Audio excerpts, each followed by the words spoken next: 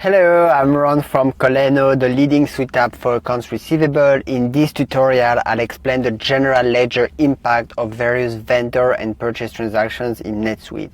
So let's get started. First, we have purchase orders. So you get them from transactions, purchases, enter purchase order. The GL impact is non-posting. There's no immediate impact until the items are received. Then we have item receipts. So it increases the inventory asset and it also increases accrued purchase. If you find this video helpful, please like it. And next we have the vendor bills. So the GL impact is that it decreases accrued purchase and it increases accounts payable AP.